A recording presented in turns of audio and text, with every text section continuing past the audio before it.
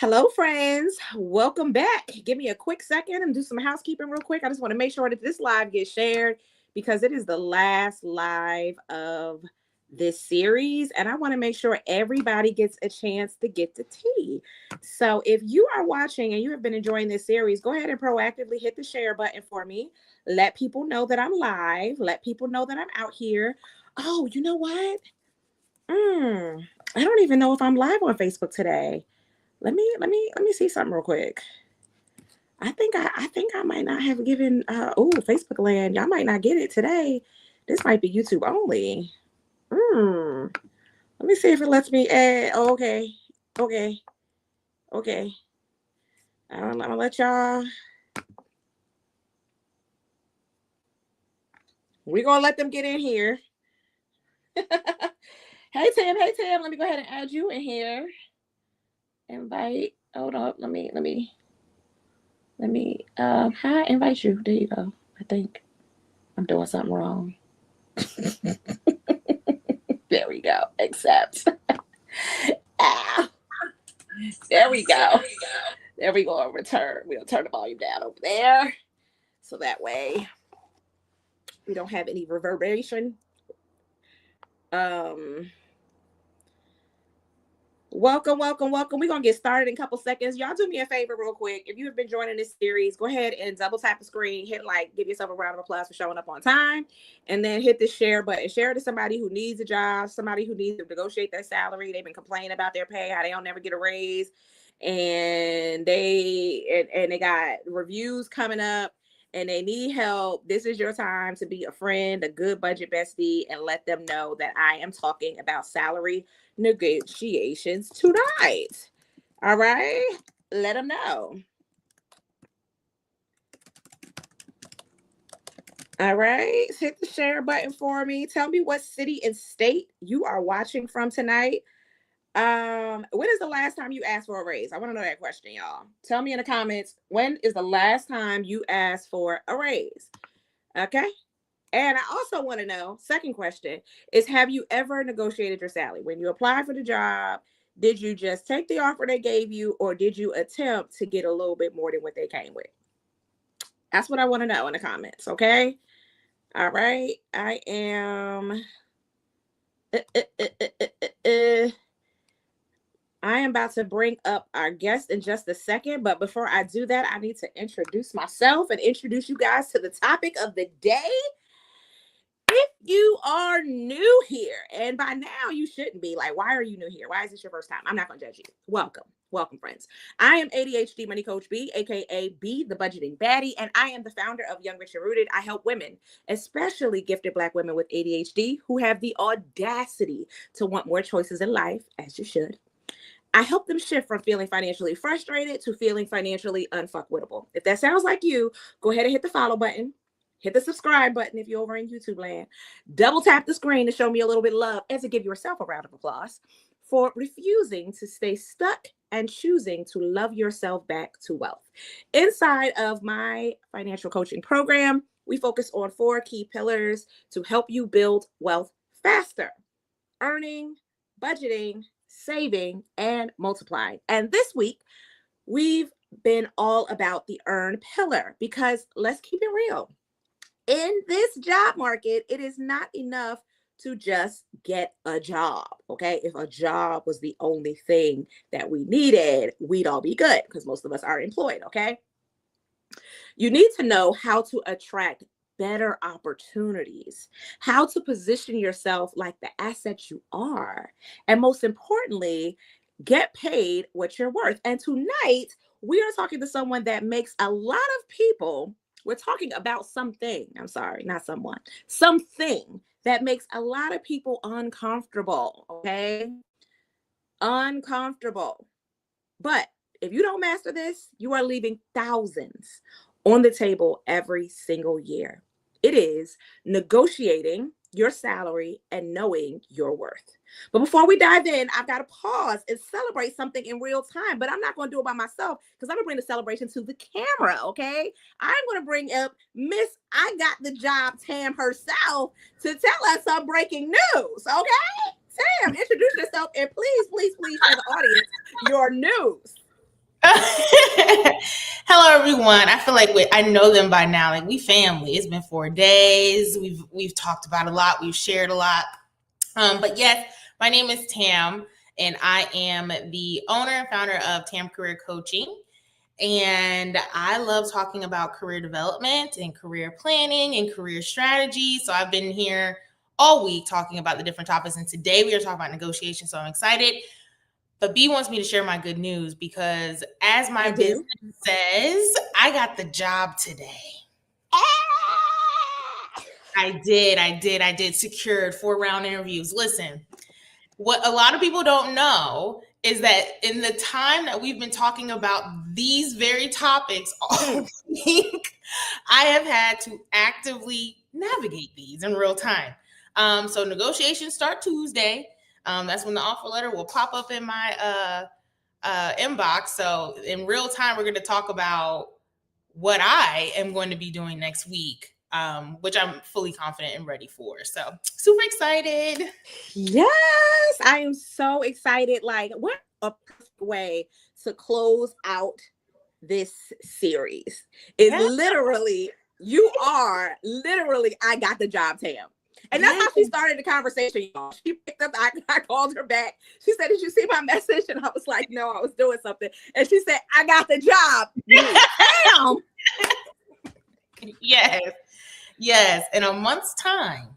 I was going to say, tell them how long. And here's the one thing. It's one thing to just get a job inside of 30 days, but you moved, and the higher you up in your positions, the harder it is for you to land the job because the process takes longer. You've got more interviews to go through. They've got more considerations. And so going from one high, C-suite job to another C-suite job is not very easy on a time basis, just because there's less positions than lower end jobs, and the process is so much longer. And so you might expect, like, I could get some job in 30 days, but you leveled up. I did, y'all. This is probably a good 40 to 50K increase. Imagine. Imagine being let go so that 30 days later you could get a $30,000 to $40,000 increase. I mean, and this is why if you stay ready, exactly what I tell people to do, literally. Literally. So I'm excited. Yes, I'm excited for you. I'm so excited about this conversation. Now, first of all, like, that, talk about, I didn't even think about the fact that the pay is $30,000 to $40,000 more than your previous job. Because sometimes doing less. Come on. I want to really put emphasis on that. Doing less than I was. So I'm excited about salary negotiation conversations because clearly you're doing something right. We're about to get into it. Clearly you're doing something right. And you know a little something about negotiating salaries. I was thinking about whether or not, when you have been in a certain salary for some point of time, is it scary? Like, do you find yourself take like that big leap? I remember the first time applying for a job that was significantly higher than my previous salaries. Oh, how much audacity I felt like I had to like muster up to be like, oh my God, I'm shooting my shot at this number. And then how landing it made me feel. Yeah. Made me feel about how I felt about myself in the past, like, whole time. Like, there's this revelation I felt like I had about myself. Like, have I been shooting? Like, could I have made this even earlier than now? And a feeling of like, I can never go back. Oh yeah, it's over now. The yesterday's price is not today's price. But I knew that even in my last role. I knew that then. I knew what I was doing. Like I told you, I was doing so many different things. I was a one-stop shop for I was doing the job of 5 people. 5 people. And I know. The pay was not reflecting. How many times I was up till 3 a.m. I was doing a lot a lot. Enjoyed it, loved it, what I was doing, but it's like, I think I deserve a little bit more pay for my passion and my skill sets, right? So yes, I'm not a robot, so there is slight fear in applying for that role that you know is like more, but I don't know. I went for it. I was intentional with it, and I said, you know what? I deserve it. Because when I read the job description, I said, this was all I was doing in just one of the roles. Mm-hmm. Mm-hmm. One of them. I remember you calling me. You was like, this is perfect. I think I'm going to go for it. Yeah. I was like, this was person A. I was doing person A's role. This was their job description. And whole time after every stage of the interview, and you were calling, I'd just be like, girl, you got the job. I was the most unworried at all. Like, huh? Oh, okay. Which one of us is surprised? I'm not. You are clearly that girl. And if they don't hire you, they just couldn't afford you. Like that's where we are at that. You got a lot of celebrations in the comments, a lot of rounds of applause. Thank you so much. Lots to show me the monies. I love it. I love the energy here. And I gotta remember, there's a question that I got. People have been watching the lives, and I got some questions via message earlier that were like, can you ask this question live today? So I got some questions for you. Before I get into her question though, I got some questions on my own. So first of all, again, for those of you guys who are just joining me, I am ADHD Money Coach B. This is Miss I Got the Job Tam of Tam Career Consulting, and the queen herself have got the job offer in less than 30 days. Tamara went from being laid off to landing a better position and higher pay and greater opportunities than before. And if that's not the definition of being professionally unfuckwittable, baby, I don't know what it is. Okay, so drop a celebration, a clapping hand in the comments to celebrate her tonight, because we are going to unpack some strategies that she used to make this happen. So why do you think so many people, especially women, avoid negotiating in the first place? Fear of rejection, fear of seeming ungrateful. I mean, we're conditioned as women in general from the time that we are born to give, and how dare we not want to receive. Mm-hmm. Right? And so that transfers throughout our life, especially when you become a mother, right? And you have to worry about a little human, more so. And I think when it comes to Black women specifically, we feel that even more, because we know that our step and path to advancement is always like this. So for us, it's really gratefulness. We don't want to seem ungrateful.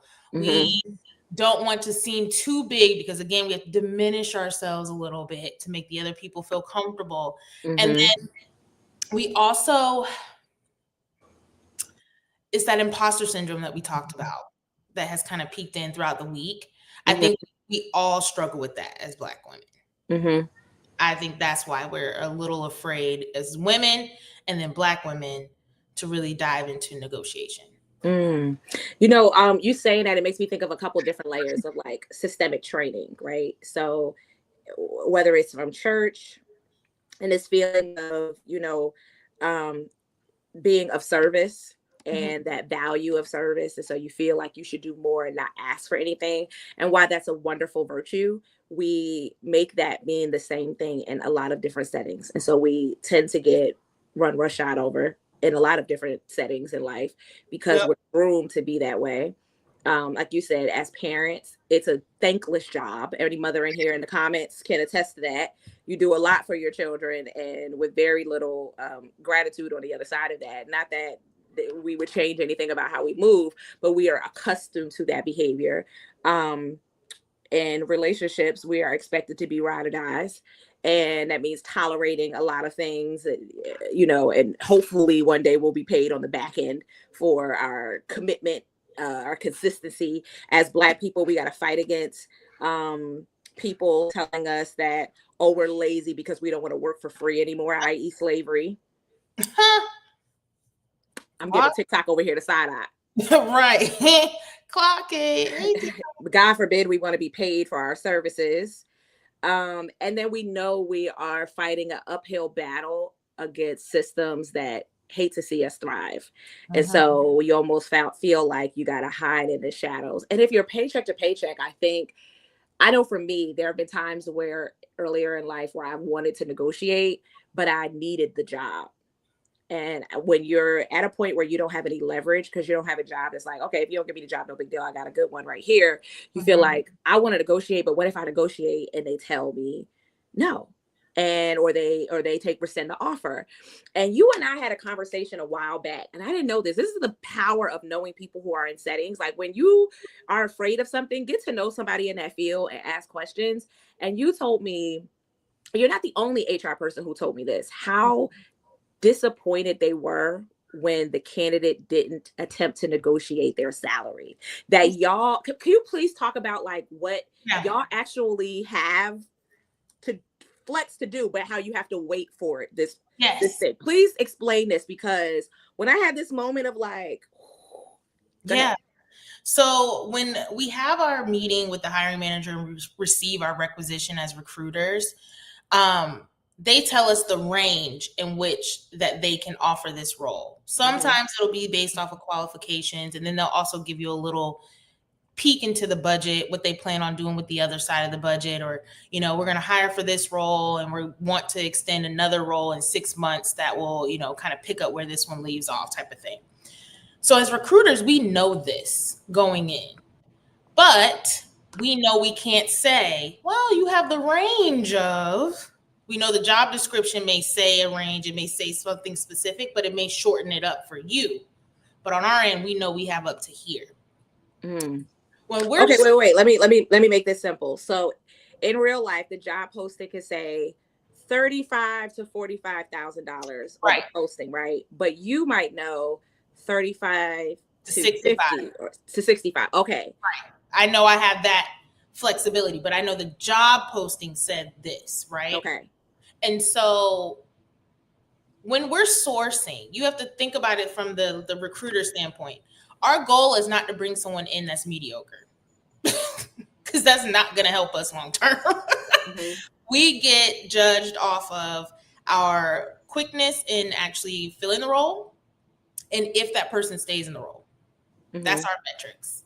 So it doesn't behoove us to bring in anybody that is less than what is needed, right? So keep that in mind. If you get an interview, they think that you are what is needed. Straight off.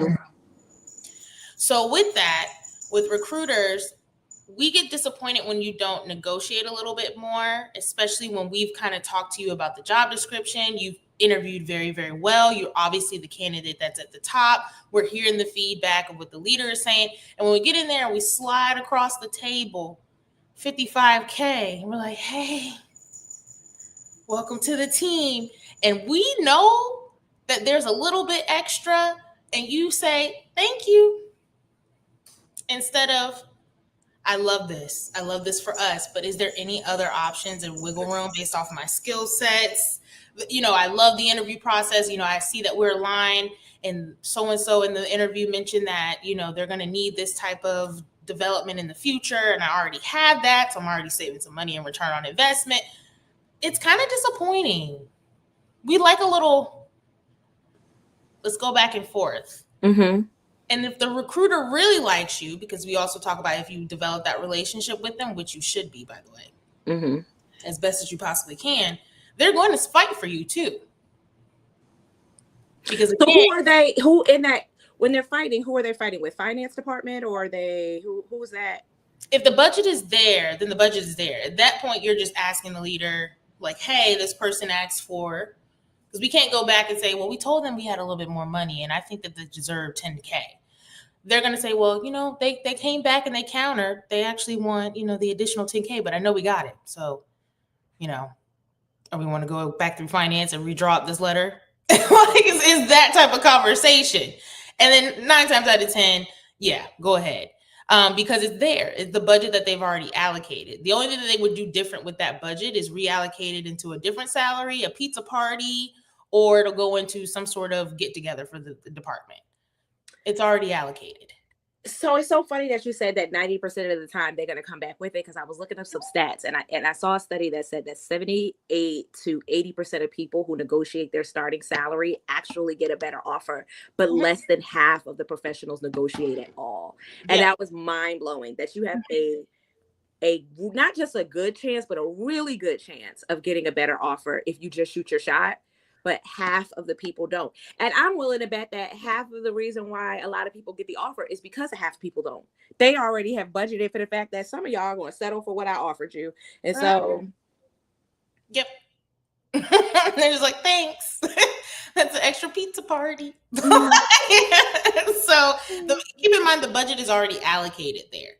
It's just, are we going to just roll it over into something else, or are we going to actually give what the high range of what this role is? So be comfortable, especially if you've established that relationship with your recruiter. Get comfortable in saying, hey, I appreciate this offer. Thank you so much. Just curious, is there any wiggle room here? And speak to your skill sets. Awesome. Thank you so much for sharing that behind the scenes. I heard an HR professional tell me that they almost look like they respect you less because you didn't. Like you're sitting here thinking, I'm going to look greedy. Meanwhile, they're looking at you like she doesn't value herself. Right. You better fight for it. That's less respect because you didn't even. And when I heard that, I was like, oh, wow. Sometimes not speaking up for yourself, you think that you're making yourself look like a better candidate by being grateful that the offer is there. And they had high esteem for you, and then you didn't do that. And they're like, maybe she isn't a good fit. Maybe she don't even know her worth. So how will she negotiate in this role? Especially, I can imagine if you're in a sales position and you don't negotiate your salary, that's probably a red flag. In any business operations role, when you think of project manager, program manager, sales, procurement, they're anticipating you to haggle. Even IT, because remember, IT, you can add on an extra $2,000 each certification. You change. The more letters behind your name, like in IT, the more certifications you have.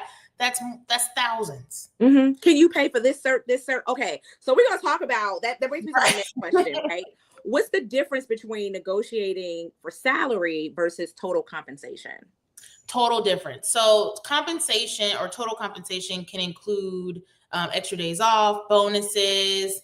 It could also include, trying to think, professional development, where the department allocates their money.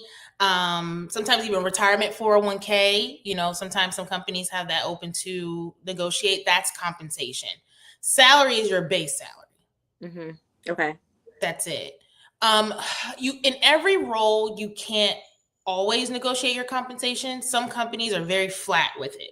Everybody gets the same, the very tenure based, medical, dental, vision, there's nothing you could do with that. 401k, especially if they're publicly traded, they can't show favoritism in that unless you work in like the sales part with the bonuses, perhaps.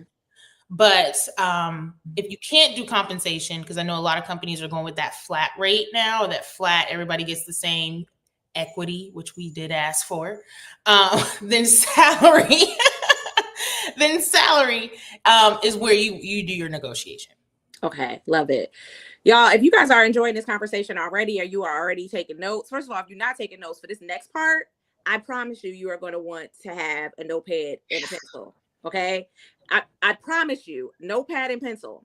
Okay, and if you haven't shared this, you're selfish. Okay, you're selfish. If you haven't shared the live, you're selfish. Over in TikTok land, Gigi says she has a BA in HR, and I have struggled with landing an HR position. Friend, if you do not know Tam over here in this corner on my TikTok, go ahead and follow her right there, so she can help you out.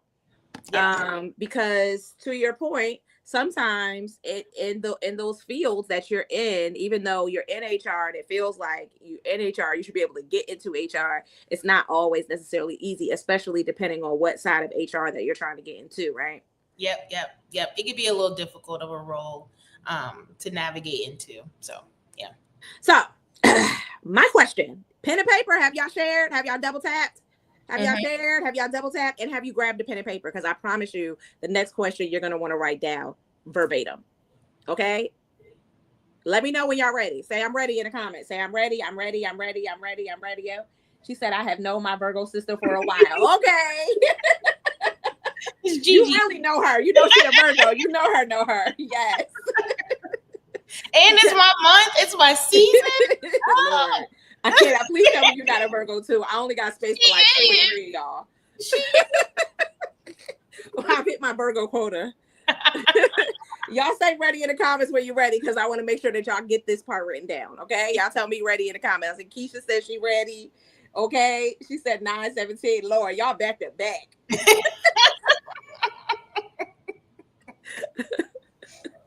Okay, all right. My next question is: can you share a negotiation script or a sentence starter that works across industries? Yes. So, y'all, I went into the lab for this for you. I was getting my tires changed today, and I was like, I want to provide them with the most fluid, right? Like you said, across industries, script, very short, very concise, to the point. Because remember, STAR method.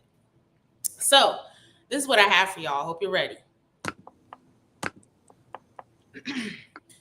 Based on my skills, experience, and the value I bring, I was hoping we could explore a package closer to price, salary. Somebody write that in the comments. Is there flexibility here?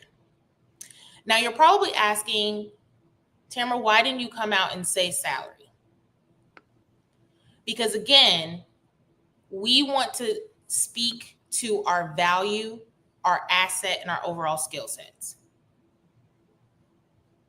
So again, I'll repeat it because I know people are going to clip it, but then we want to put it in the chat. Based on my skills, experience, and the value I bring, I was hoping we could explore a package closer to salary. Is there flexibility here? Y'all got that? Somebody put it in the chat. Okay, somebody put it in the chat. Help a friend out. Help a friend out. Help a friend out so I can put it on the screen for y'all. It's not aggressive. It's not pompous. It's very humble in the way that it's approached, right? And it's giving the recruiter the opportunity to tell you the truth. Because sometimes they may have already started at the top with you, and that may be it. She said, almost got it. One more time, please. Don't worry. One more time. I literally put this on my notes app on my phone at Tired. I can see Lakeisha now. Like, oh, my pen's not working. I was like, I need to write this down because I know. Don't worry about it. My skills, experience, and the value I bring, I was hoping we could explore a package closer to blank. Is there flexibility here? Very quick, very concise, to the point. Y'all, double tap the screen if that was a good one. If you got that down, double tap the screen. We want to see some likes, some love, some hearts in here. We want to see some shares in here because she's giving y'all some good information, because I used that script to negotiate my last salary, and I got the highest compensation possible. They bumped me up 2 spaces I didn't even ask for. Listen, okay, it's there. We just got to ask for it. So I don't know if y'all heard me. I got bumped up salary and position rank. And here's the thing is I also researched. I understood the range possibility too. So I didn't feel like I was out of pocket with what I was throwing at them, because I saw the range of pay. So I think some of the language I threw in the middle of there was like kind of like based on what I see the normal salary ranges for this position, and based on my skills. I think like that was the sentence like right before that. Yep, you can do so that. I felt validated in my ass that I wasn't just throwing something at the wall, and I was saying to you, I know what this position could pay. You brought up a good point. The research you did at the beginning of your process, and we talked about that, what it was on Monday, that there's research involved in the process. All of it is aligned. It's all connected, because at the end, it's going to help you. If you've done your research on the company, you've done your research on what they've offered, the trend, the market research, you feel 100% confident going in with this question. That was a good script, y'all. I hope that was good. Was that good for y'all? Was it good? Was it good? Got it? Yes, yes, yes. I'm seeing some yeses over here. I'm seeing some yeses over here. Okay. Let's go. It's good. It's good. Y'all ready to negotiate? You like, oh wow. I wish I just had an interview yesterday. Where were you? Listen, I plan on using it on Tuesday. Hello.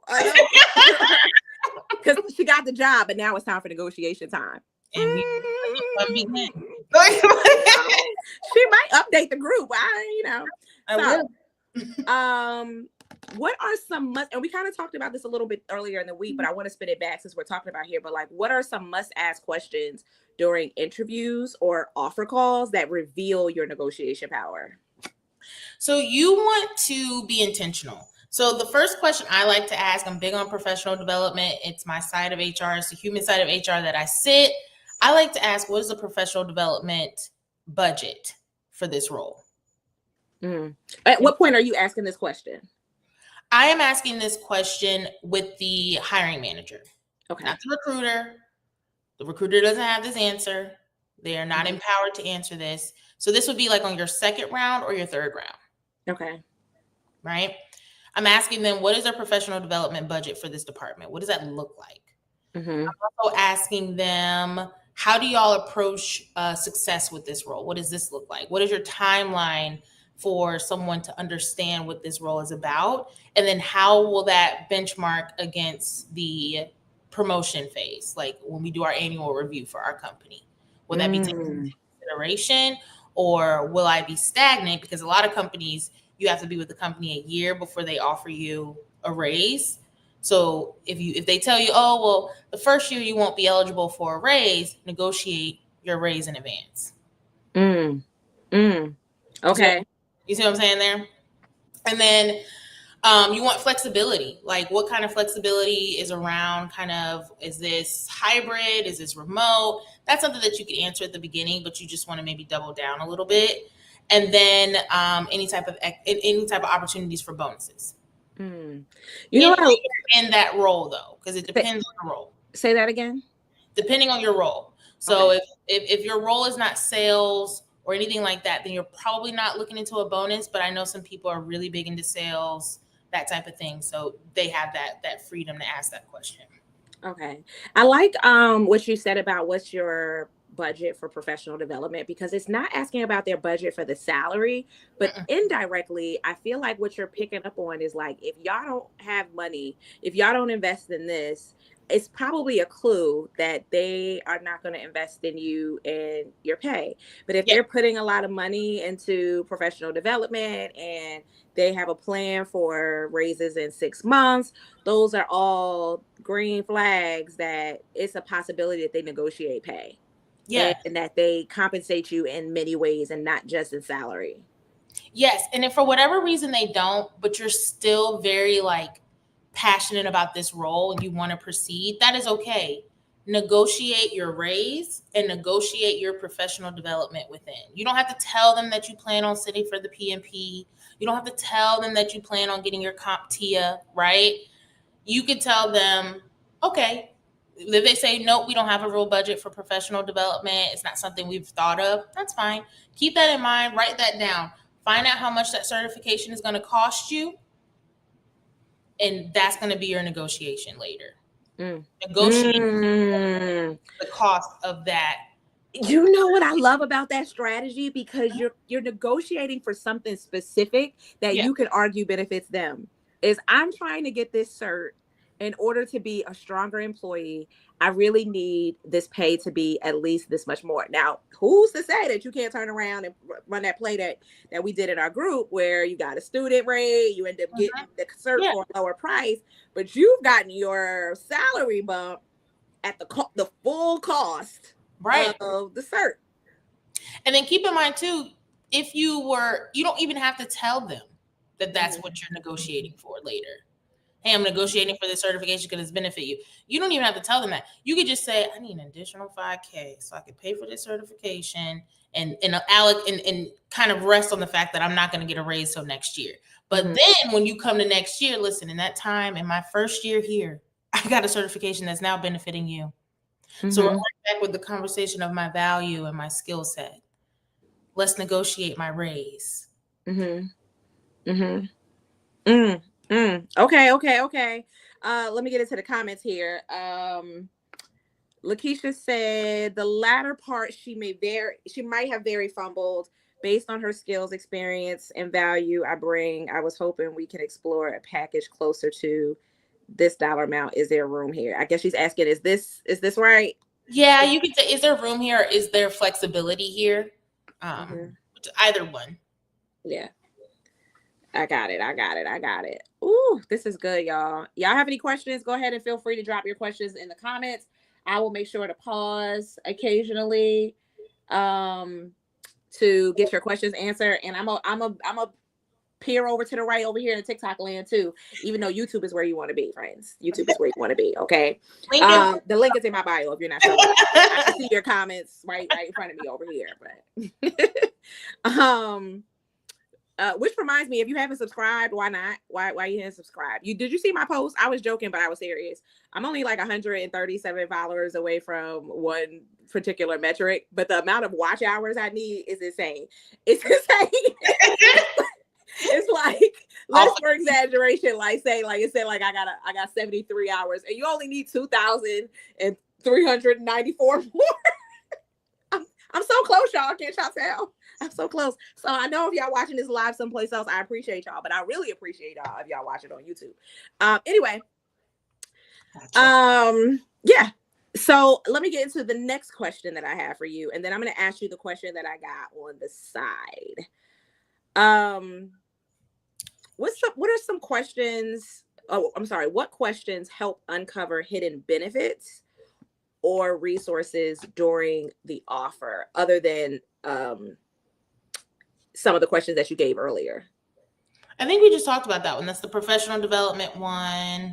I'm thinking like other benefits. Like, are there ever any fringe benefits that you feel like they don't really share out loud? Like, do the companies have a incentive to not, you know how like stores will have benefits that they don't tell you about, like because they don't really want you to use them? No. See, and that's the common misconception with HR. People think like they don't really want us to use those benefits. That's why they don't tell us about it. There actually is no return on investment for a company not. In fact, if you don't use them, you lose them. Mm-hmm. The company will shave that off because they're paying in advance half the time for those benefits through Cigna or whatever have you. And we're anticipating 50 users, 75 users, 175 users. And when Cigna sends us the stats at the end, like you only use 30. Oh, so all of those courses that you can take from your employer, the help, all that stuff that you're not using, the gym discounts, the EAP program, and all of that, use that. Keep it. I like this. This is good. So how do you know when it's time to walk away from an offer that doesn't honor you? Like you really, you like the job, but there's just no way. There's just no way that you could accept this offer. How do you know when it's time to walk away? When you feel, okay, so we're going to go back to dating. Is the best way that This whole series is like dating and professional. We're going to go back to dating.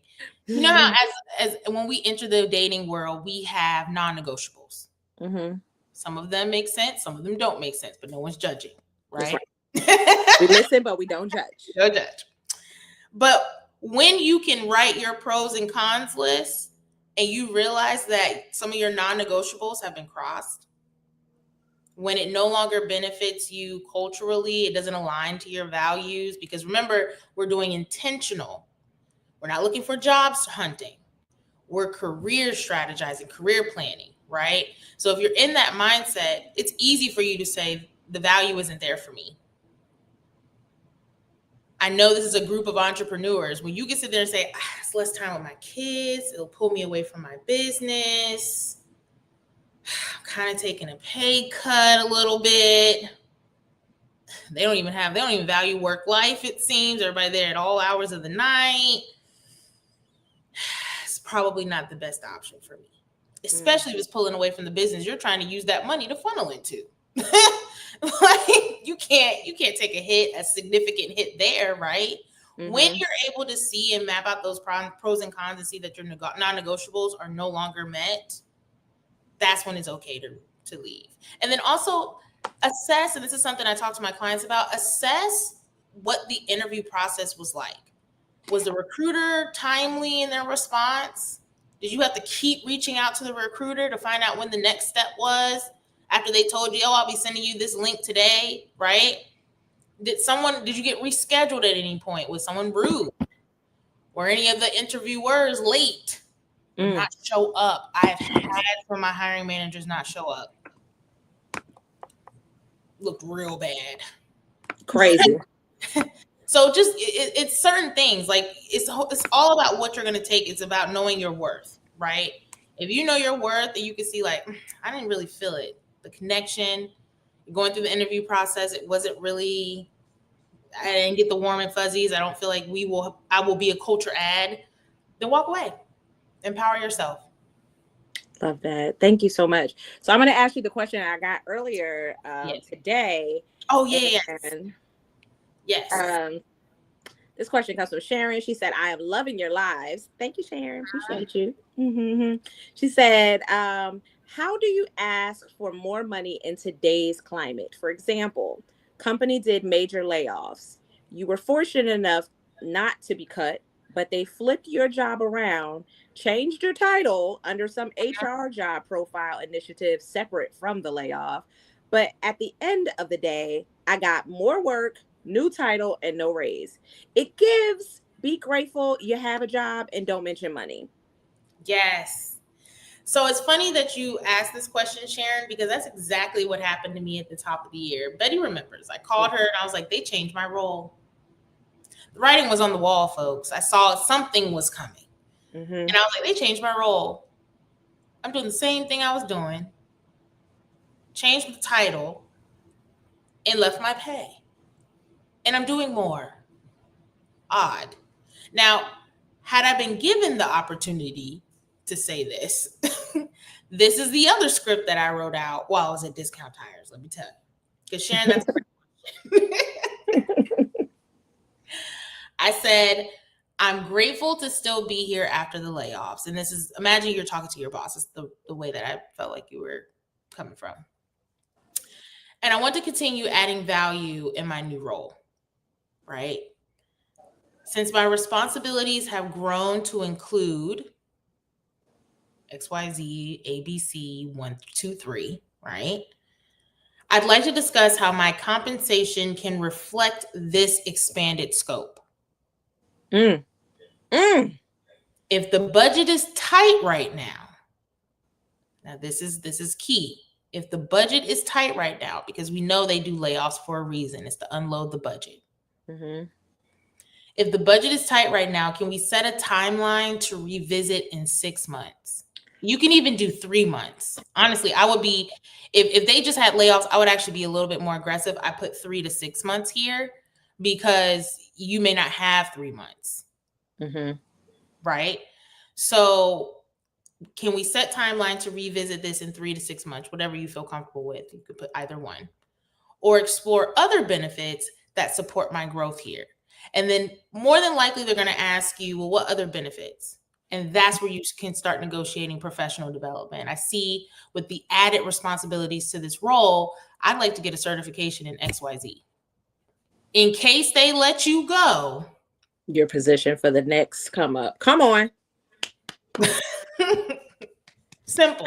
Friends, are y'all getting up what she's putting down? She say, all right, if you don't want to pay me, then what you at least are going to pay me is new skills to move on to the next company for when I quit you or you decide to quit me. Yep. I'm leaving here with something. Denzel Washington voice. Either way, I'm here. I'm from around the way. And I like the way you position it. It is saying because you've increased the scope of work. I feel like I need some development to really thrive in this new challenge. Mm-hmm. Can we do something that will set me up for success? So It's not even coming from a place of like, pay me more. because the companies, no matter what, when you're applying for the job or you're doing an interview, you know, they want to know what's in it for them. Like the whole process is, they don't care about, I need more money because I got kids to feed. They don't care about that.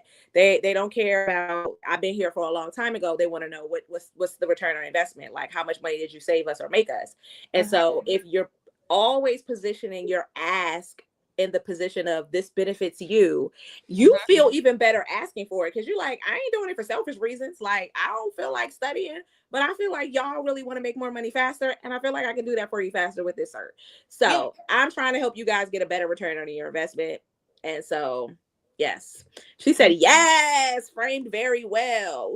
Ooh. And I don't know if you remember, Betty, but when I told you that they changed my role and we had this conversation, and I was like, now I see it, I want to get my project management certification, right?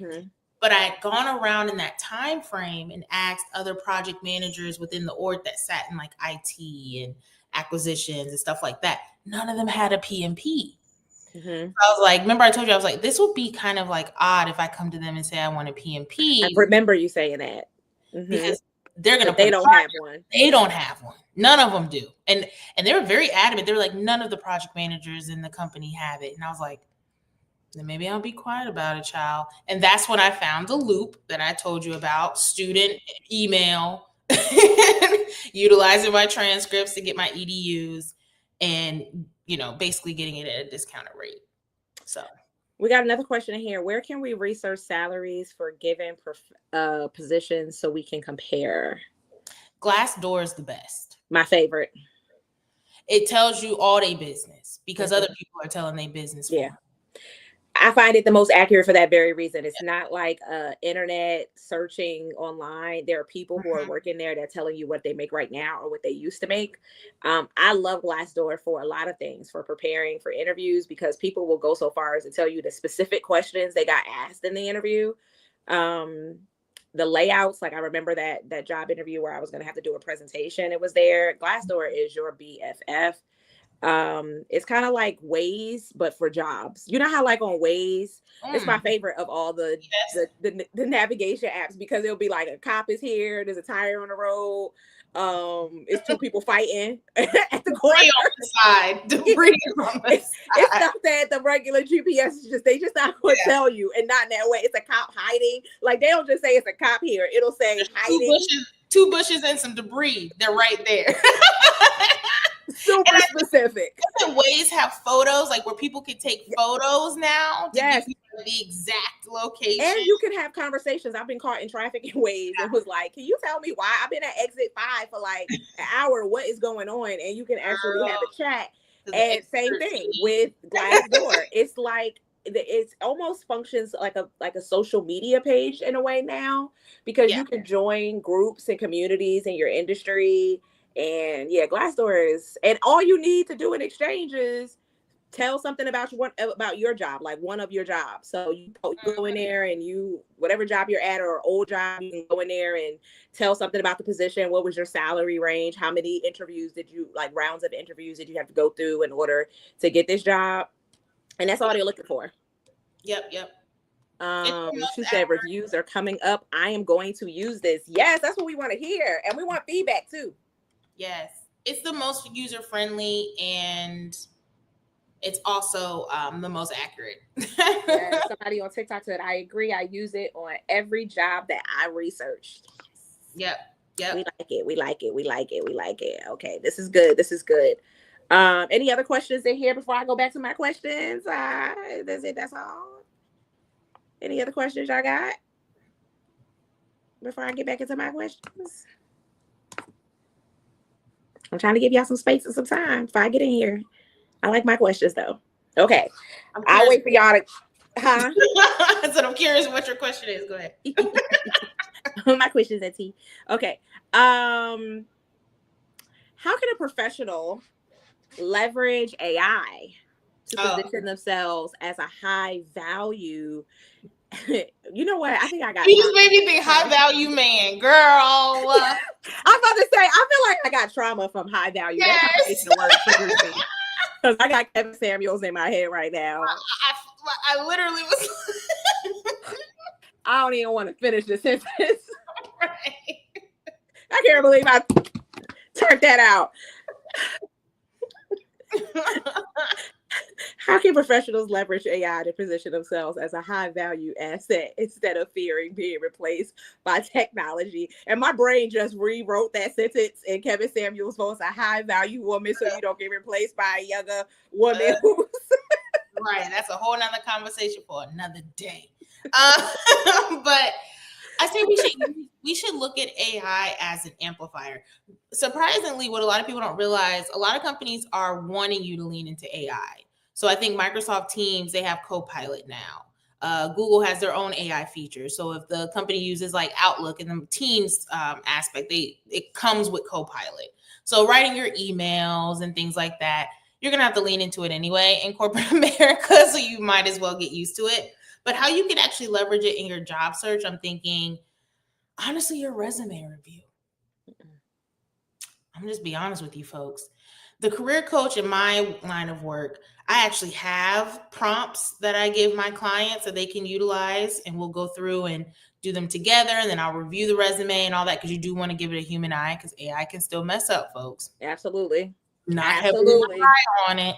But there is some leverage to that, right? Because it has the ability to run past some applicant tracking systems and kind of give it a second or more detailed eye, right? As far as your resume, your cover letter, things of that nature.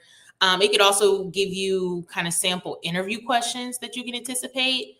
AI can do kind of the secretarial work, if you think about it, right? The human element comes from you, though.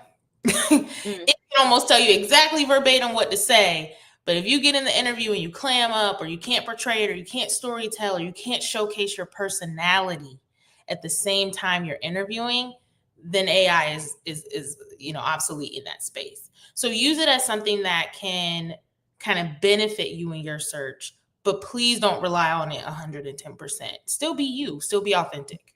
Mm-hmm. Something else that you said that made me think of is like a lot of people, and my sister, she is like AI pro. A lot of people think that AI is simply going to replace them, and so they're so afraid of it. But I think the people who are going to be the replace are the people who are afraid to embrace AI and not understand how to adapt it into their roles, not figure out how to be the one. Like, I remember the reason I got into government so young was because at that time, all of these, I was like 19, my coworkers were like celebrating their 60th year, no exaggeration, working there. So I'm the baby. And so they're not super tech savvy. And at this time, spreadsheets are kind of like the new technology. And because I knew how to use it, I had leverage. We're doing the same job, but I know how to use a tool to use it better, to be able to do the job more efficiently. And so I got hired on full time and permanent because they realized, oh, she's really good at spreadsheets. You're going to come into a role where they're having, whether they want to or not, their leaders are going to want to adopt AI to be efficient. And because you know how to use it, if they're looking at who to let go, they're going to keep the ones who know how to use AI in their role, who have both the skill in question plus the AI. So it doesn't really matter whether you're a dental assistant, whether you're in IT, whether you're a basket weaver, whether you are a HR professional, it really doesn't matter. Like, you can figure out a way to have AI support and improve your process. So it's just a matter of figuring out how they intersect. And I think, like, when I'm thinking about this question now, is like position yourself as AI, figuring out how to your point, story tell, to showcase that you have this skill and how you're using it in the field in order to be more efficient, more effective, save money, attract more clients, whatever it is that job is. Like, if you could tell a story about how you're leveraging AI, and I'm thinking like the key point is to tell it in a way that doesn't make it seem like you depend on AI, that you're still the brains behind it. And that's what allows you to still be special, better than just having the tool and technology. It's all about leveraging it in a way where it can support you, like you said, efficiency. You tell your leader. So when companies ask about your future goals, and I feel like usually I only get this question, like, definitely not in the first interview, not the recruiter. I usually get these questions later on in the conversations. When they ask you about your future goals, what are they really looking for? What are they like? I feel like there's a question behind the question. Like they're looking for something different. Are they looking to see you're trying to leave? Are they looking to see how long you're trying to stay? I mean, candidly, they, just like I said, the recruiter, we get we get judged and graded on how long you stay with the company, especially within the first year. So again, we're not seeking to hire people that we have to rehire for in 6 months, right? That is not our ideal. So yes, when they're asking you the questions, they are trying to see if you're going to stick around, if you're a long-term person. And long-term doesn't have to mean 10 years. Don't think that. Long-term just has to mean past a year, because Okay. think about how much it costs when a role is sitting vacant that is absolutely necessary. If the salary is anywhere between, I think the stats are like 70K to about 90K, it can cost on average the company about 30K to 40K the longer every 6 months that it's sitting there. So it behooves us to fill the role as fast as possible and keep somebody in it. That gives me another question. When a job is sitting on the market for a long time, you know how like when a house is sitting on the market for a long time, you'd be like, I wonder what's wrong with that house. Or I wonder if the seller is a pain in the ass. Or like it's usually a signal that something's not quite right Yep. unless you're just in a bad, like if you're in a if the depending on economic situations, like if there's Right. flood of inventory and it's a buyer's market, that could be a reason why a house is sitting on the market. But in a seller's market and you have a house that's just sitting there and nobody's buying it, as a buyer you're like, okay, what's going on with this house? When a job is posted and it's been up there for a really long time, what are the different things that could be going on that position's not getting filled? So many things. The budget, the hiring manager thought that they got the approval for the budget, and they did at one point, but then business needs came down from HRBPs and the C-suite, and it was like, we got to pivot. We're going to take your budget and reallocate it somewhere else. Because keep that in mind. So one department could have an excessive amount of a budget left, and then one department could have had an awful situation happen. They need to maybe get a new system or something like that, and they have to reallocate that budget. Maybe a leader left. Maybe a leader put in a 2 weeks notice in that time. I was like, see ya, I'm out of here.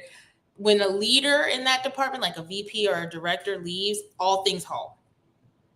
Because now we have to backfill, and that's going to roll things up. So someone may just roll into that role that was already posted, and then we're going to be hiring for an entry level role, right? So it could be a plethora of things. Budget, someone left, different priorities, focus shift of the department. It's like, we don't have time to onboard somebody right now. We have this project that we have to get done in 6 months. It's just going to slow us down, right? So it could be some things, and then it also could be a culture thing. That could be a reality of it. It could also be something like that. That's where you really want to do your. They got a bad reputation, or this type of job is hard to fill because a lot of people Yep, don't do it. Very specific, right? Especially in IT, you'll see some of those roles sit there for a long time because in IT they're looking for a very specific type of person that has a very specific set of skills, right? There's no wiggle room. So this is where doing your research. LinkedIn backdoor research, right? You want to find somebody who held that role. Who was the person that was sitting in this role previously? Where are they at now? Sometimes you can't find that on LinkedIn who had that role that they're hiring for. Did they leave or did they get promoted, right? Just to give yourself some clarity. But those, it could be a plethora of things, but those are some big ones. Do you think you have more negotiating power when the position has been on there for a long time versus a short time? It depends. So many factors depends there too. Like you said, the reputation of the company.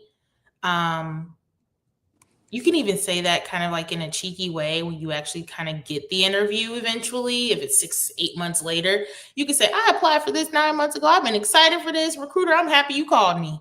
The recruiter has always got the cheese may. So the recruiter is anticipating like, oh yeah, we went through a restructure or something like that. You're like, oh, okay, is everything okay now?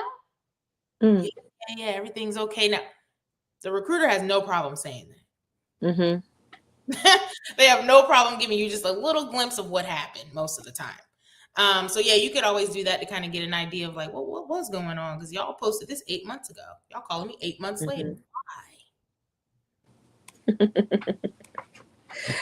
Love that. Love that. Okay. So, guys, if you guys have any questions, we're about to wrap this live up in just a couple of minutes. I got just one more question for her. But if you guys have any questions, now's the time to ask. This is our last night with Tam. So if you have asked I Got the Job, Tam, a question, you love that job. And that's okay. Okay. Sometimes you want a happy marriage. Sometimes you want to let your boyfriend keep you from your husband.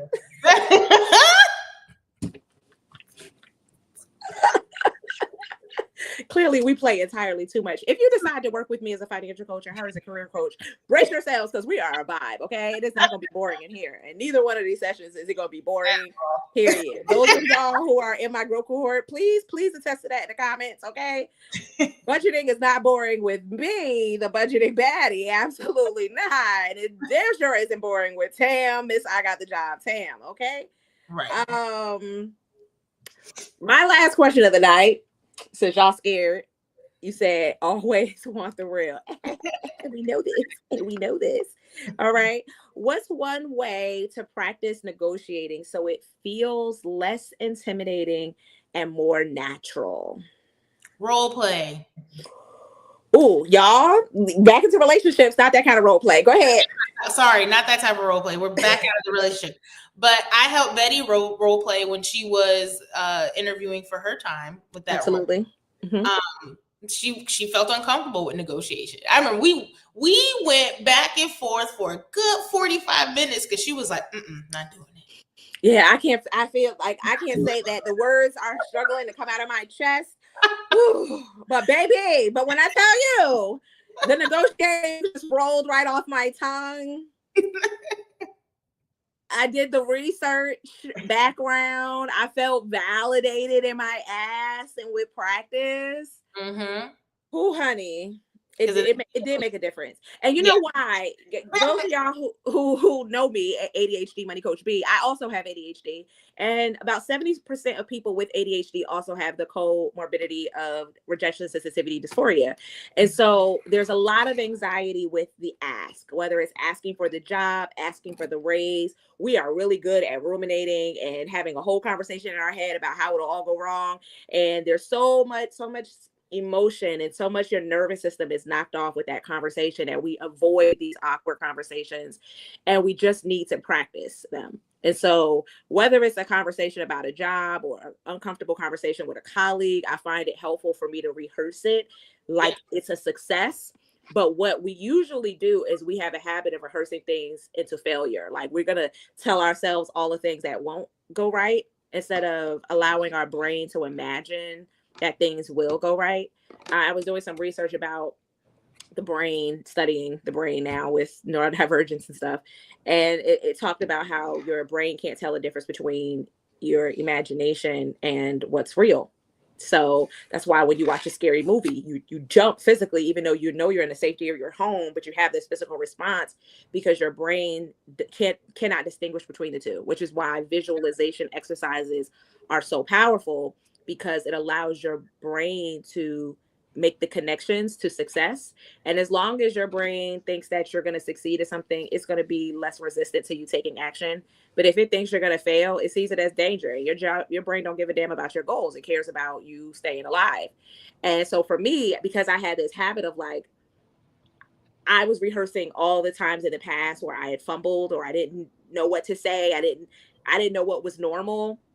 I couldn't give my brain permission that this was okay for me to do.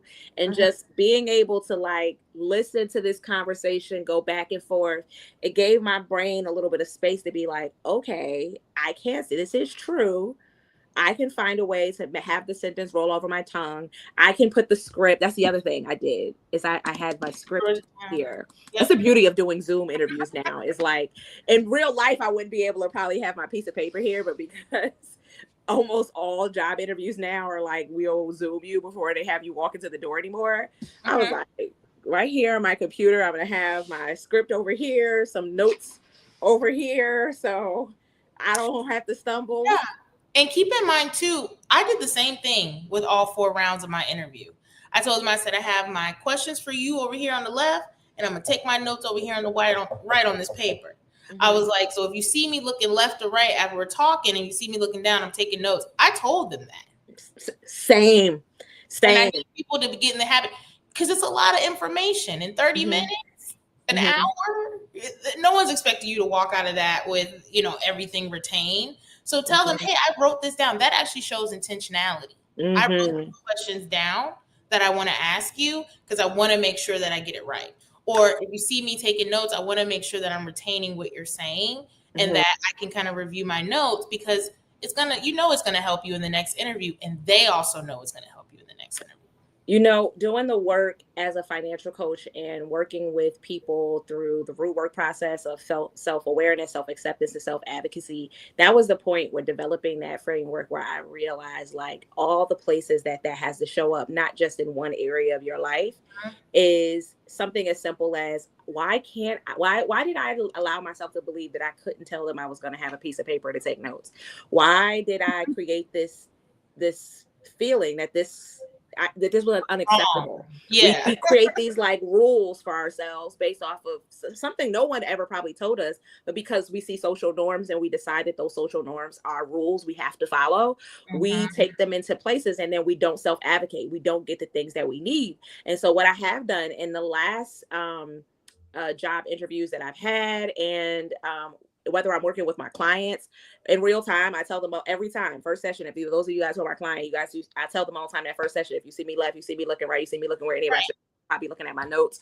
I also have AI running that's in the background. Like, I'll let you know I'm using my tools because I care about what you want to have to say and I want to be locked in. And so it's important for me that I take notes. And I have learned that practicing that conversation and saying it, I do have that response, as opposed to them feeling like, oh, you're weak because you need these tools. They actually have the opposite feeling. They feel like I'm more intentional. It's kind of like a student taking notes in class. The student who is taking notes, you feel is more like, you feel like they care more. Not the one who's just sitting there with their hands free. And this whole time I had been making myself believe that if I have any aides with me, I look less valuable of an employee, instead of just telling y'all, hey, this is what I need to show up as my best self. Is that okay with you? And you know what else? That's a powerful question. Getting permission in a way that they're never going to say no to. Like, is that okay with you? Now, if they wanted to judge, they can't.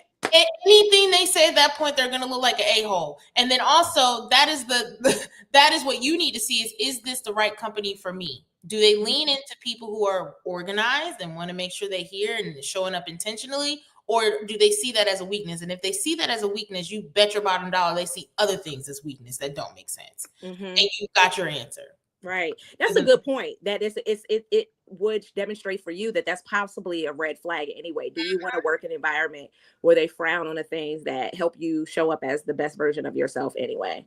Like, that those are red flags. But if they embrace those things, that you're like, those are opportunities for you to interview them in a way to figure out, are they a supportive environment? Yeah. Remember, this is a two-way interview. And I used to say that as a recruiter. I was like, this is a two-way interview, and I hope you're interviewing me as much as I'm interviewing you. That's why we get disappointed when y'all don't ask questions. That's why we get disappointed when you don't negotiate. Because if I'm grilling you and you're just sitting there like, yeah, thanks, sure. That's giving people pleaser. And for companies that value culture adds and not culture fits, we want someone that's going to be willing to push back and say and ask some questions and really dive deep a little bit. So always keep that in mind. You're interviewing them just as much as they're interviewing you. Lakeisha said, thank you so much. This has been so helpful, y'all. If you guys never negotiated your salary, but you're like, never again, and from now on, moving forward, I will be negotiating my salary every time. Even if I know that the answer is going to be no, I'm going to shoot my shot regardless. Say me in the comments. Me. You got to tell me no. Me. Tuesday. Me. Okay? I'm going to negotiate like a child asking for McDonald's. Every time we pass, I'm going to ask. I'm going to shoot my shot. Every time we pass. We had some chicken nuggets. Gratefully. You know they got that dollar menu over there. That's what it is we need to revisit the confidence of children. Children aren't scared of anything. They're not scared. They haven't been jaded yet. They shoot their shot every time. Why can't I fly? Why can't I? Because My dad called me and I told him that I got the job, and he was like, "Oh, what you want today or this weekend when I grill?" I said oxtail. He said, "I'm not doing oxtail." I said, "Lobster tail." He said, "I guess I'll think of a lobster." You can't get lobster, give me crab legs. You see, I negotiated my celebration. Yes. Get it. Okay. Get it. Does anybody have any more questions for Tam before we get off of this live tonight? Y'all, I see y'all have been having a good time in these comments. Brandy said, life and death are in the power of the tongue. Your success is in the power of the thought. Y'all speaking truth. Thank you so much, Brandy, for contributing to the conversation. Thank all of y'all for showing up every day. I wish there was a perfect attendance award I could give y'all. Some of y'all, I seen y'all in here every day. 4 days. I feel like I'm in the class. Yeah, yeah. She know y'all now. She know y'all by name. You know what I mean? She do. She know y'all. If y'all in the community, huh? Connected on LinkedIn. I see y'all. Yes. Let me tell you. Look, I don't know if you I don't know. I didn't get to tell you. So after you did your Q&A and we told them go on Tam's LinkedIn page, go comment. Found you on YouTube, right? I get on the teach my class last night, and Lakeisha, she's down here. Yes, I'm calling you out because that's what I do.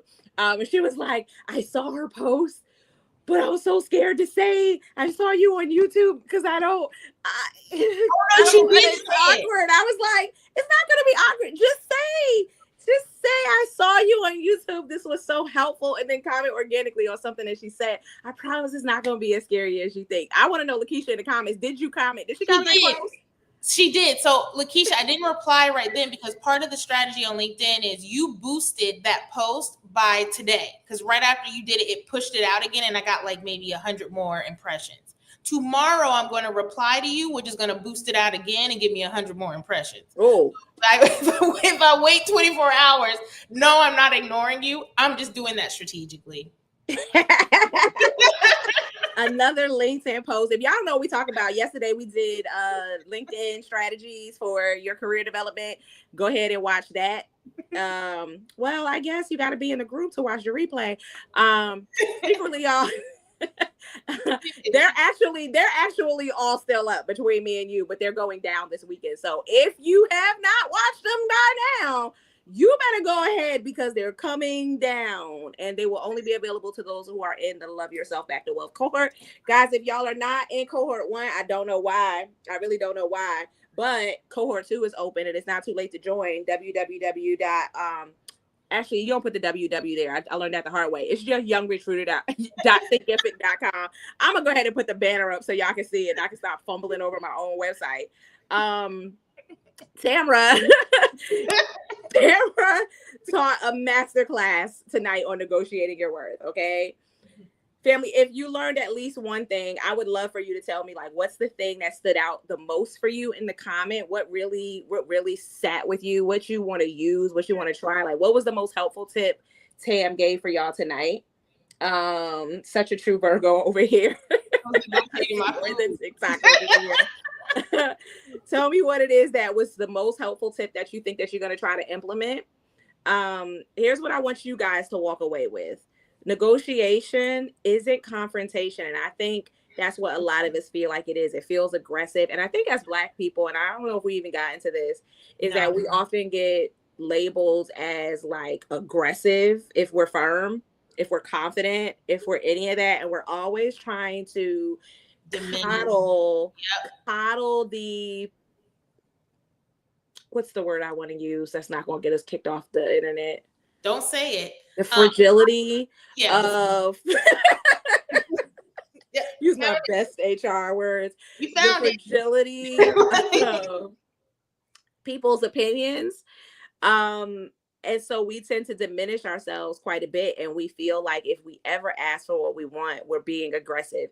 And I think that's true in any setting. I think that's a big reason why we struggle with having a lot of tough money conversations, period. Like, not just around this, when it comes to having tough money conversations with our spouse, with our friends, with our family members. It doesn't really matter. We're having a hard time because we see boundaries and we see standards as something mean. Instead of an act of self-love and Yes. an act of love for them. Because the fact is, if you are getting paid something that makes you miserable, you're not even going to show up as the best employee anyway. I want you to pay me enough that I'm happy to clock in on Monday morning. You'll end up leaving. And that's another incentive the recruiter has. You're going to end up leaving if we don't pay you what you feel that you are worth, right? If we can't give you that extra 5K, 6K, 8K that you're asking for, and we know it's there in the budget, then we know we're going to be filling this rec probably in 8 months. And that's not an incentive for us. It's not an incentive for a recruiter at all. Yes. So yeah, negotiation isn't confrontation, y'all. It's just clarification. You are not begging for scraps. You are setting the standard for your value. And if you don't ask, you don't get it. Closed mouths really don't get fed. I ain't never seen a purse lip eat a crab leg. Never. And that's something I couldn't imagine that life. Me either. Never in a million. I feel sad for people who have seafood allergies, but we having a conversation for another day. Do think about that. We want a crab leg life, and we can't do that with closed mouths. So closed mouths don't get fed. You gotta ask if you want to get what you deserve. And this is not about getting what you want. This is not about asking for something. This is about really knowing your worth, really articulating your professional impact and reclaiming those dollars that you deserve. And I want to say, gosh, I really wish we had more time, because there was this study that was done about epigenetics and how, the trauma affects you generationally, and how as Black people dealing with slavery and having to work for free, like that we, how genetically we have this habit of not asking, whether it's in a professional space like our 9 to 5 or in our businesses. We don't ask for what we deserve, and it's just given. That's a conversation for another day. But y'all, please get to a point. Please heal that space, not just for you, but for your kids. Because if it is something that's passed genetically, that fear of knowing your worth or communicating your worth, do it for your next generation, that they always have the confidence and the audacity that they are aware of what they're worth and they are unafraid to ask for. Because I guarantee you, Bob is asking for more. Okay. Hey, did we not, without saying names, because I know you won't, did we not work with a man of the lighter skin persuasion who had no qualms of asking for things? He would be the one, y'all gonna, director, you buying us lunch today? In a heartbeat. He asked for stuff that we were like, oh.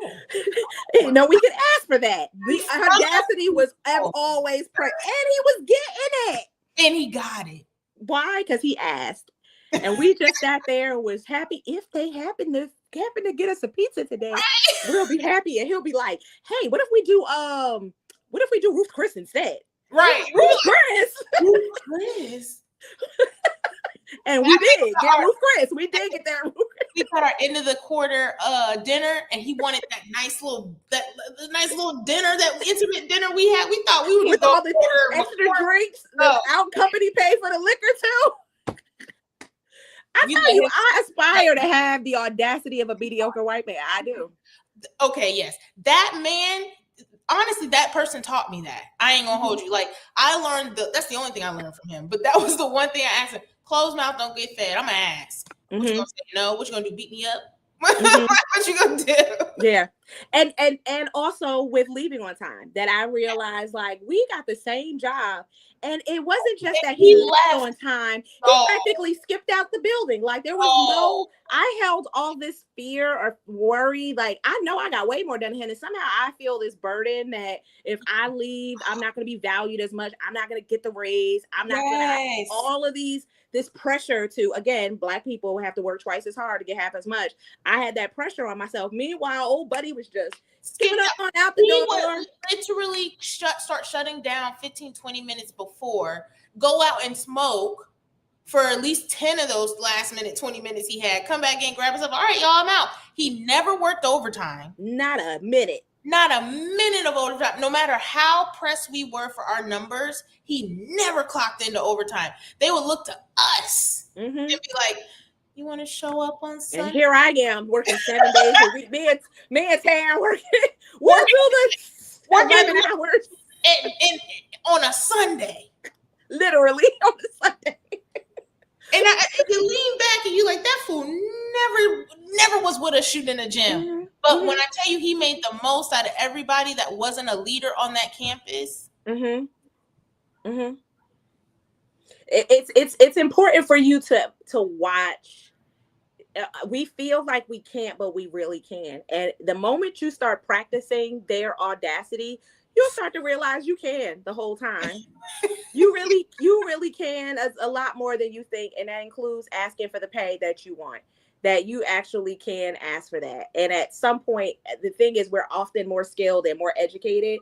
We really have all the reason in the world to. And so one thing that I have my clients do, and I talked about this on day one, is I have my clients start developing their brag book. And it is their proof. And usually I have it right next to me. It is their proof of everything that they are popping their shit about. Like I posted about something like that today on LinkedIn. Mm-hmm. You saw it?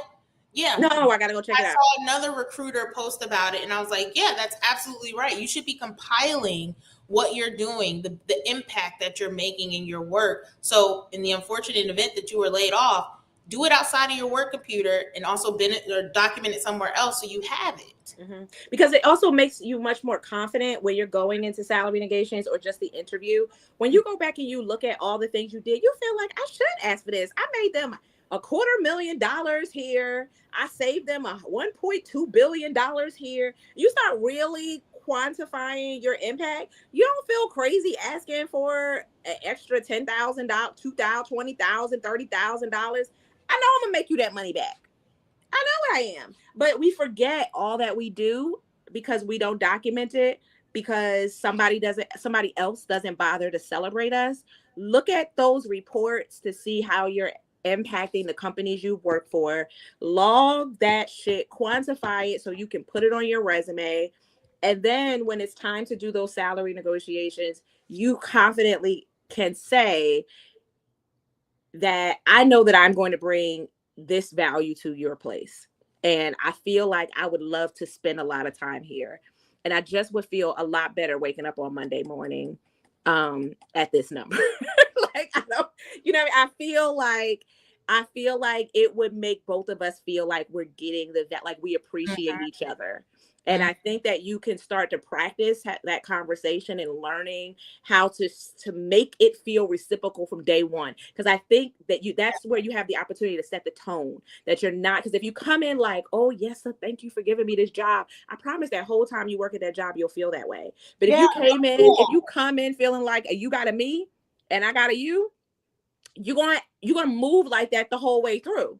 A mule. You'll feel like a work mule. Mm-hmm.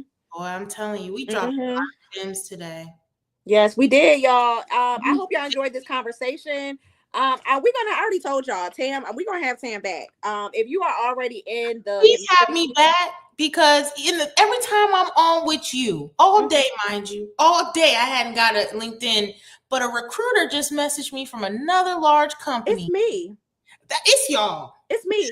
Let me tell y'all. And audience, Keisha, I think you were in day one. There was a Finn sister in the group, and she said to y'all on day one, when I first started working with her, it was like immediately I started attracting money. And I said, I received that anointing. As my clients attract money, I don't care if it's an accident, a refund check from 5 years ago that they ain't even know what's coming. I believe that everything attached to me wins. Okay? Bring me back, because I didn't think it was real until I went and clicked on their page and I saw like, oh, you're really a recruiter from this company. Stop that. And I am going to entertain this one until I start my new job. Listen. Wait. Can we wrap this in a bow right real quick? Yeah. Your negotiation confidence gets better when you know you got somebody else on the other side, where you ain't desperate for that check, right? Negotiating power. It's like having two guys, bringing it back to relationships per usual, two guys who are interested in you at the same time. You're not so pressed. Like, you either gonna rise to the occasion or you're not. Because what you won't do, buddy is trying real hard to get me to pay them some mind, and I'm not committed to neither one of y'all right now. I'm not in a relationship, so I ain't cheating on you. You know what I mean? We're right here in the courting phase. You're trying to get my attention. And I love the position that you're in, that you haven't even gotten to the salary negotiation. You've already got a bigger company. I'm very shocked. I'm very shocked. Yes. But also, y'all attract. I need to be in this space. Invite me back. We invite you back, Tam. Anytime. Y'all, thank you guys so much for hanging on. We are way past the hour. Like we I'm sorry. In here. Don't be sorry, because they not sorry. They stayed on for an hour and a half. They wanted to be here. Listen, if they had to go there and be like, sorry, they holding on for dear life. They ignoring their kids and dinner and everything because they trying to get these negotiation tips, because they trying to get the money. Trying to get to the money, okay? Y'all know, if you're in my cohort, you need a bigger bag to what we gonna roll that snowball, right? We try to get across financial frustration bridge as fast as possible. We know to speed it up is to earn more. That's one of 4 ways to speed your way up across financial frustration bridge. If y'all don't know what I'm talking about financial frustration bridge, go to youngrichruder.com/frustration and take my 5 financial frustration quiz. It will tell you where you land on those 5 financial frustrations. You'll get some wonderful information about how to resolve those frustrations. Those who are in my financial coaching community already know the ways to speed it up are the 4 pillars. And they also understand the ways that it can be slowed down and how to overcome them. And we talked about that indirectly in these conversations as well.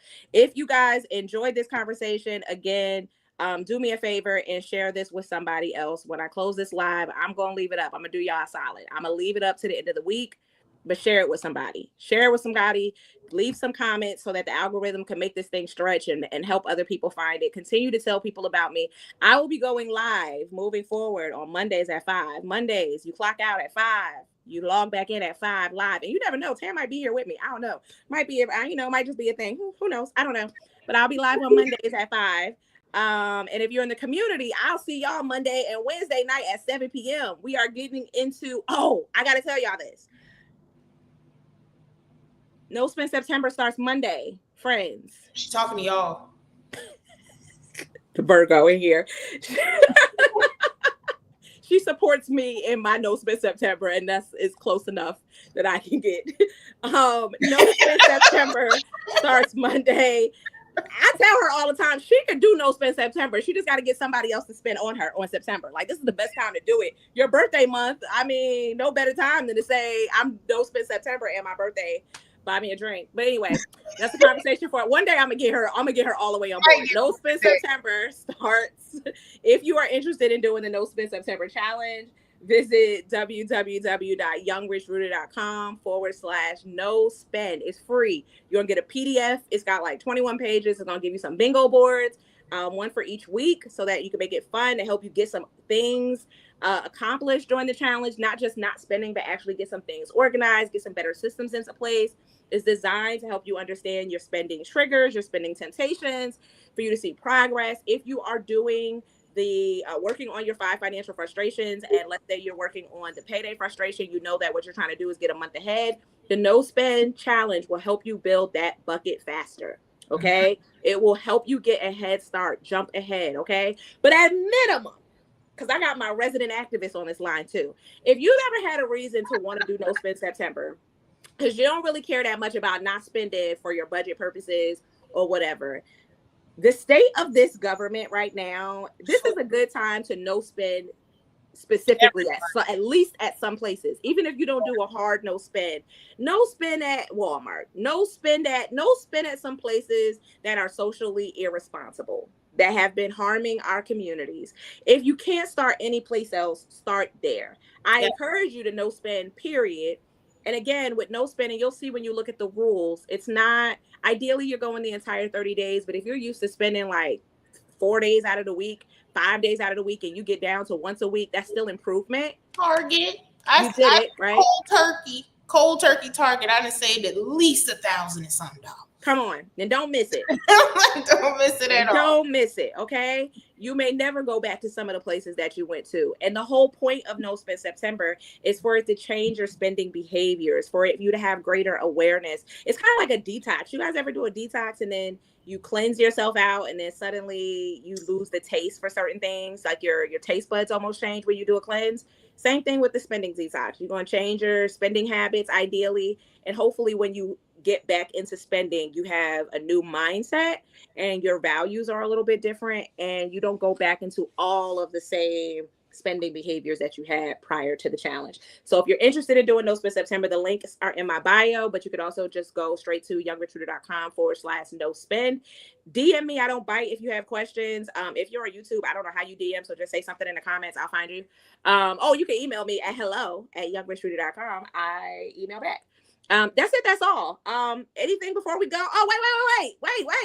Before we go, I need Tamara to plug where she's at, where y'all can find her. Okay. Yes. Whoa, because thank you for pouring into these people. You can find me on LinkedIn, Tam Griffin. And then you could also find me on my website, IGotTheJobTam.com. If you would like to schedule a consultation with me, my email, my text number is on that site as well. So we can get in contact. But yeah.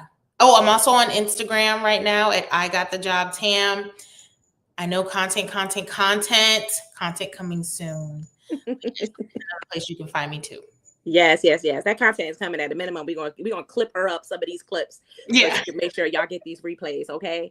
Everybody, thank you guys for watching this series. If it was fire for you guys, if there's ever any more questions you guys have about your career development, your negotiating your salaries, any part of this, send us questions, because we may do another live series later on in the year. And so your questions, if they didn't get answered in these last 4 days, they may get answered in the following days that we do conversations. If we pop up together on a Monday, maybe we may be able to answer your questions. So DM her. She may answer them on her own profile, but send us what your questions are. Again, if you are part of my community, you get discounts working with Tamara, so you can work with her directly now. But if you are part of my community as well, you can work with her and you can get it at a lower price. We like to save money over here. Okay. Yes. You also have coaching tools and a powerful community. You saw a lot of the Fin sisters in the chat today. They know each other. They're friends with each other now. They're sisters. They're besties now. And we would love to see you in our community as well, so that you can become not just financially unfuckwittable, but professionally unfuckwittable too. Early registration for cohort 2 is now open, but there are only 15 seats and they're going fast. Hit the link in my bio to grab your spot today. And listen, just because this is the last night of the Earn Pillar series doesn't mean your work stops here. It's just getting started. If tonight reminded you that you are an asset, type asset in the comments, and I will be praying over your financial increase. That's it. That's all. It's time to get out of here. Go negotiate your work and stop leaving money on the table. Thanks, y'all. Bye.